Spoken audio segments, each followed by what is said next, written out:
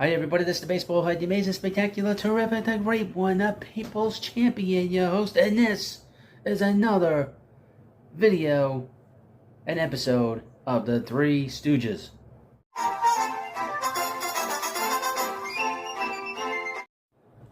Yes, so welcome back to the Baseball Head 2, and you're not going to see this anywhere else where a host makes fun of a team, but I will do that for your entertainment if you're a Met fan or if you're a non-Yankee fan.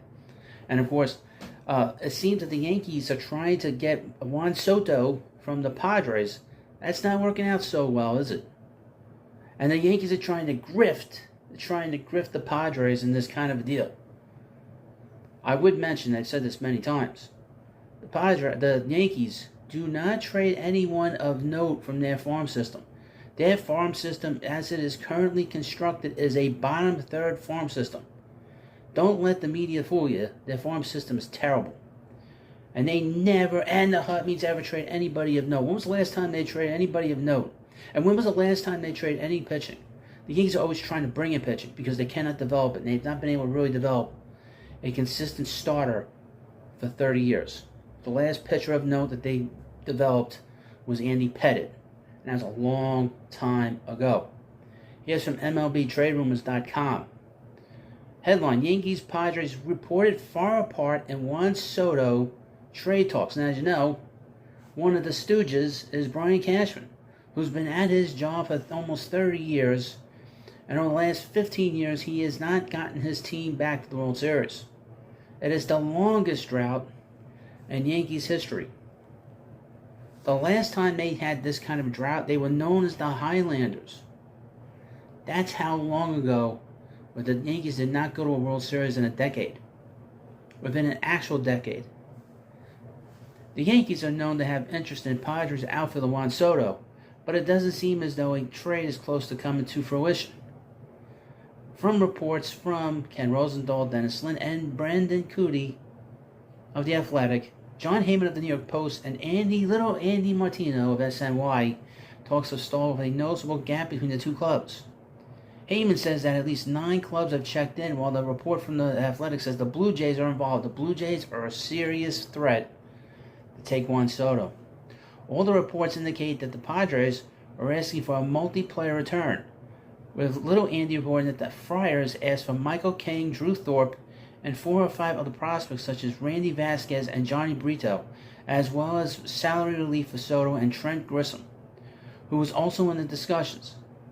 He adds that none of Jason Dominguez, Anthony Volpe, Gleyber Torres, Austin Wells, or Everson Pereira are involved. The report from The Athletic identifies Clark Schmidt as a target. Let me tell you something, folks. If you can trade Juan Soto, you get one of these big prospects. You try to get Dominguez. You try to get Volpe. You try to get Austin Wells or Pereira. Why are you settling on these other guys? Right? Again, the Yankees trade nobody of note, and they grift teams like crazy. It seems there is this disparity in how to value Soto, who is incredibly talented in a vacuum, but there are other factors that could diminish his value in a trade. He only just turned 25, but has already played in 779 big league games with 160 homers. But he's now just 1 year removed from free agency. And his projected salary for next year is $33 million. It is generally expected that signing him to an extension will be extremely difficult, given that he's about to hit the open market just after his 26th birthday, a uniquely young age for a free agent. The Nationals reportedly offered him an extension of $440 million in July of 2022, eventually putting him on the trade market when he rejected it. Since then, he banked $23 million in 2023 and is set to add $33 million in 2024. Shortly after that extension was turned down, the Nats were able to trade Soto and Josh Bell for a package of 6 players: C.J. Abrams, Mackenzie Gore, Robert Hassel III, James Wood, Jarlin Susana, and Luke Voigt. But that was when Soto still had 2.5 years of control remaining. Now he's down to 1 year, and his salary has increased to roughly market rate for a star player.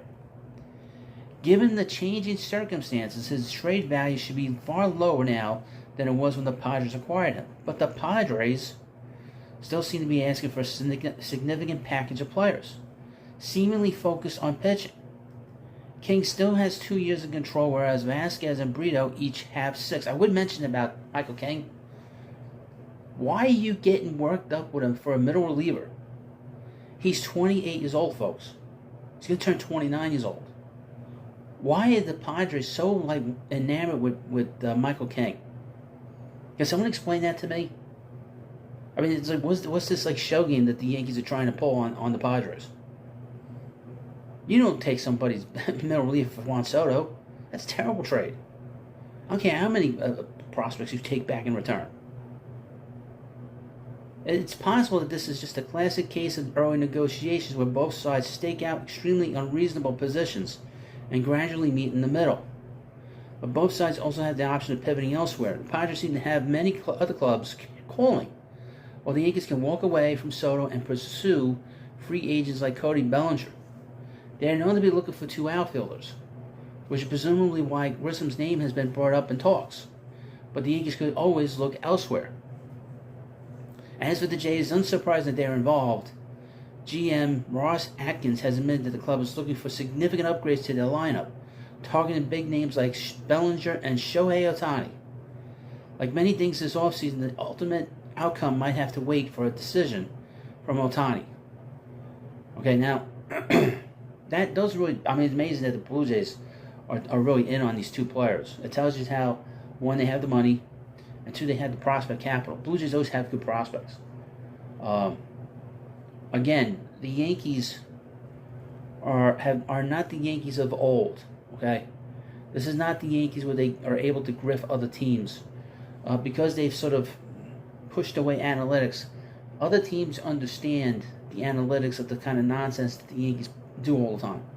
This whole thing with Soto is very surprising to your host because Brian Cashman for the last few years has gone away from big left-handed bats. Now supposedly the Yankees are in on Bellinger, but I've heard nothing about Bellinger with the Yankees. I'm very surprised by that. We've heard nothing here, and I would mention the Yankee media here and all these shills aren't going after the Yankees. Okay, the Yankees have done nothing in this offseason so far, nothing, and they don't get hammered at all. And as a Met fan, it's disgusting because you get tired of it. And this is a team that completely bombed as well last year, won 82 games, and for them it's a failure. And they were a failure last year when they got off to just this unbelievable start. The start looked like they're going to win 130 games, and they barely limped into the playoffs, winning their 99 games, and they were terrible in the postseason. You know, but this is the kind of monkey crap we deal with here in New York. This sort of unfairness. But I will make fun of the Yankees and the Three Stooges, and this is an episode starring the middle stooge, Brian Cashman. So thank you for watching this video.